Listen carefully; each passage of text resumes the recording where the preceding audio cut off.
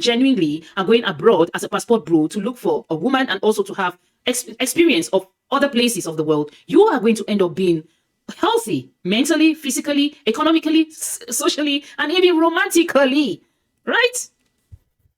Bro math is when a guy leaves a Western country because apparently all Western women are gold diggers, but then when he gets to that third world country, the first thing he does is he leads with his wallet and starts flexing his money to these girls in said countries. And the reason why I'm giving you guys a hard time on this one is because there's been an uptick of crimes lately, specifically in Colombia, where girls are now targeting these kinds of passport bros, where they come thinking that they're going to get lucky and they flex their money at the clubs and the resorts, and then they get baited into going on a Tinder date back to their place. So we've had about 8 cases over the last couple of months that were made public, and one of them was actually from a German dude who supposedly lost almost 15,000 euro worth of cryptocurrencies thanks to the theft, as well as his phone and other personal belongings. He had to make a YouTube video and basically beg for money online just to get enough to go back home essentially through these donations. So this guy literally got cleaned out thinking he was going to get lucky in Colombia. All these cases coming out, one has to think, right? There must be a lot of unreported cases that okay, you can't use one case and generalize every other case.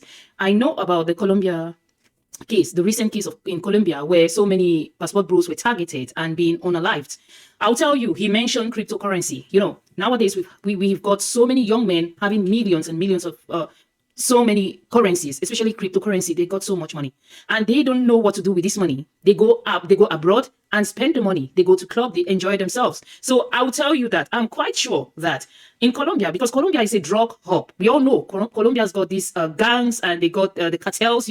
When they see you coming to Colombia and spending so much money in club, you're spraying money, they will target you. So I feel that it's not the girls who were unaliving these guys because they're passport bros. No. This is misinformation, I'll tell you. They were targeting the guys because they might have come from the cartels, the drug lords, those who are running the town and running the cities. They want the money from these guys. So maybe at some point there was something going on with the cryptocurrency guys and the cartels. So they sent the girls to unalive them.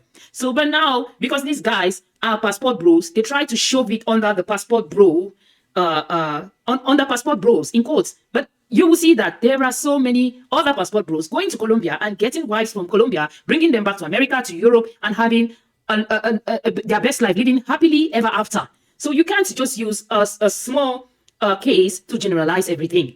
And now we've got so many digital nomads, guys, young guys going around the world working remotely, and they have so much money. So they're just going and having hookups with, about the Gen Zs and the millennials. They don't want to get married. They just want to hook up. And maybe if the relationship doesn't go the way the girls want, these foreign girls want, they will try to sabotage the guys, or they'll try to unalive the guys. So it happens. It happens even in America and even in the Western world. So stop blaming the unaliving of the passport bros in Colombia on the fact that they were passport bros. I'll tell you, no. It was because they had some kind of altercation with the gangs, with the cartels, and because of the cryptocurrency and because of the huge sum of money that they were flashing and spraying in the clubs. You can't just sit and generalize. And I know that this is all coming from the feminist women in America who, you decided to be a feminist. You say you don't want the men and blah, blah, blah. But now you are online everywhere talking about how men are leaving you and going abroad to look for other women. Why are you so pissed and why are you so triggered about that? That's their choice and that's what they want. They want to go abroad and look for a more submissive woman, a more humble woman, a woman with morals and values.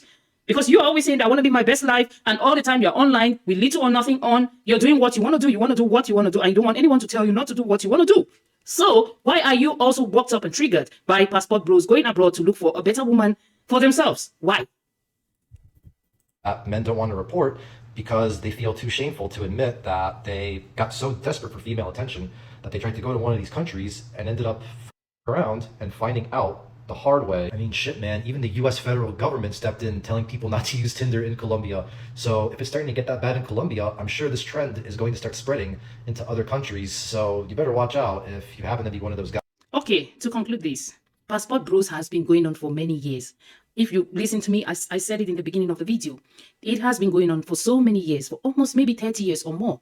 But you know what? There have been so many successful cases than failed cases. There has been so many successful cases than failed cases. So when you talk about passport bros having a hard time in Colombia, remember, that's just Colombia. Passport bros are going all over the world, and it has had a high successful rate. Take that. It has had a high successful rate. And talking about how these passport bros go abroad and spray the money that they're running away from American women, whom they have tagged gold diggers, and they are going abroad to meet foreign women, and they go there to spray money. That's some sort of like they're not practicing what they're preaching, right? But I'll tell you, it seems as if they're spraying the money because there the cost of living is lower, and they using money it doesn't equate the amount of money they would have used in America. So that's why they're using the money. That's why it's so easy to use the money. And what do you think about this? This is a sign of a provider because he is spoiling his woman. And I'll tell you, I've talked with so many men, and men will always tell you they will spoil a woman who deserves to be spoiled. And these guys feel that these women who are more submissive, who are more feminine, who have family values, who love family, who want to have a home, are more deserving of being spoiled than the ones in America who are overly entitled with higher standards and all about the money. They're all about their money. So, guys, what do you think about this? I have talked a lot on this one. What do you think about this? Please feel free to drop your thoughts in the comment section. And until next time, see you all. Bye.